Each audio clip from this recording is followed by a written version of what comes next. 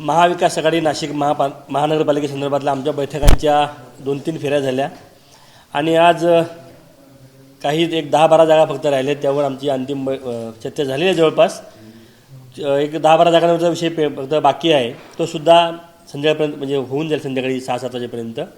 आणि आम्ही सगळ्यांनी भारतीय राष्ट्रीय काँग्रेस पक्ष, शरदचंद्र पवार राष्ट्रीय काँग्रेस पक्ष व मनसे आम्ही सगळ्यांनी एकत्र येऊन या ठिकाणी ही निवडणुकीला सामोरं जाण्याचं ठरवलेलं आहे.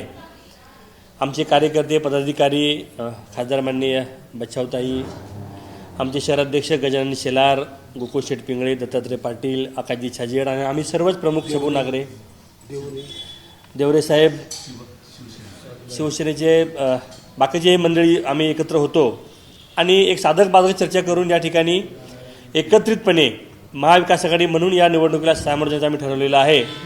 काही एक 8-10 जागांवर, 122 जागा आहेत, त्यापैकी एक 8-10 जागांवरच काही म्हणजे 2-4 जागा आमच्याकडे आम्हाला येणं अपेक्षित आहे, 2-4 जागा त्यांना अपेक्षित आहेत. त्या आता आम्ही त्यासाठीच बसलेलो आहोत आणि मला वाटतं आज संध्याकाळपर्यंत याच्यावर निर्णय होईल आणि अतिशय सक्षमपणे आम्ही त्या ठिकाणी या निवडणुकीला सामोरं जाण्याचा आम्ही सर्वांनी मिळून निर्णय घेतलेला आहे. मी म्हटलं आपल्याला की शेवटच्या एक 10-12-15 जागांचा विषय आहे, त्यानंतर आम्ही तुम्हाला सगळं डिटेल 1-2 तुम्हाला देऊ. आम्ही सर्वाधिक जागा शिवसेना उद्धव बाळासाहेब ठाकरेंचा जो पक्ष आहे त्याला आम्ही मोठा भाव म्हणून आम्ही हे केलं आहे. बाकीचं आम्ही सगळे सोबत लढणार आहोत. हो, मनसेसोबत. नाही, असं काय, त्यावर चर्चा आमची झाली, आमचं एकमत झालं. मी म्हटलं आपल्याला की आम्ही सर्व मनसेला सोबत घेऊन महाविकास आघाडी आम्ही या निवडणुकीला सामोरं जात आहोत. पहिले असं म्हणत होते की शिवसेनेच्या कोट्यामधनं मनसेला जागा दिली जाणार आहे, तसंच काही घडलंय का वेगळं? हां, तसंच घडलंय. म्हणजे तुम्ही आता शिवसेनेला सर्वाधिक जागा देऊन त्यातनं मनसे? होय.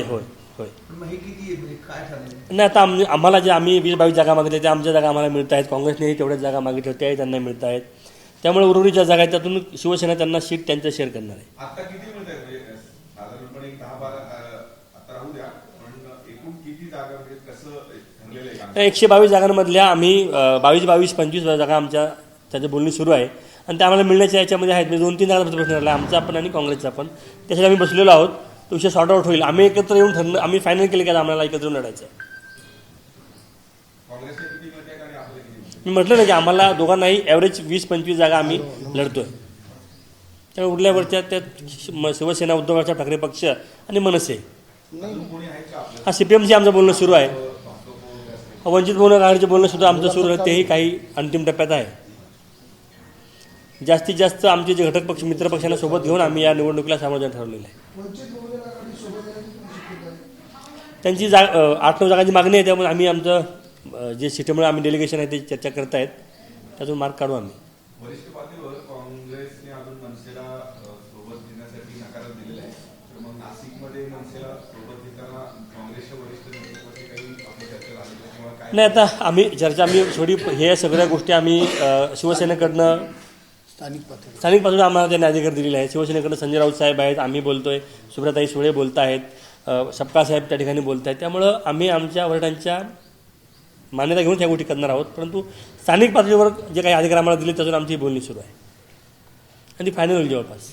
नाशिक महानगरपालिकेच्या निवडणुकीमध्ये महाविकास आघाडीच्या माध्यमातून ही निवडणूक लढवावी असं वरतून आदेश झालेला आहे आणि मनसेच्या संदर्भामध्ये स्थानिक पातळीवर निर्णय घेण्यात यावे असं सांगितलेलं आहे. आणि शिवसेना आणि मनसे यांची चर्चा झालेली आहे.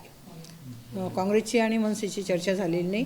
ते त्यांच्या कोट्यातून मनसेला जागा देणार आहे आणि सर्वांना बरोबर घेऊन आम्ही ही निवडणूक या ठिकाणी लढवतो आहोत आणि आम्हाला विश्वास आहे की जनता जनार्दन लक्ष ठेवून आहे. निश्चितपणे आम्हाला न्याय मिळेल. 4 दिवसापूर्वी सर्व जिल्हाध्यक्षांची काँग्रेसच्या बैठक झाली, प्रदेश अध्यक्षांच्या.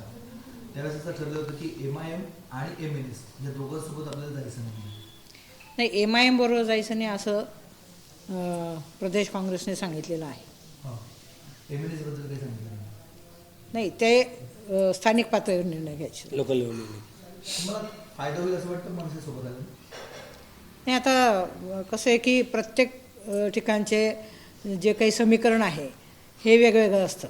त्याच्यामुळे जर स्थानिक लेवलवरती पदाधिकाऱ्यांना वाटलं की आपण BJPला विरोध करण्यासाठी, जातीयवादी पक्षांना विरोध करण्यासाठी जर सगळ्यांनी एकत्र येऊन आपण त्यांना रोखलं तर तो निर्णय असं झालेला आहे. पण मग मनसे आणि शिवसेना यांची भूमिका तर हिंदुत्वाचीच.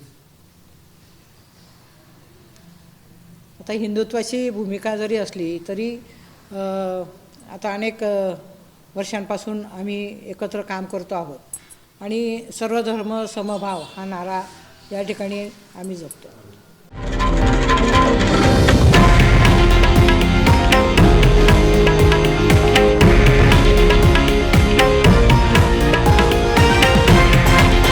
हे आहे देशातील नंबर 1 न्यूज नेटवर्क आणि आपण पाहत आहात TV9 मराठी, एकमेव.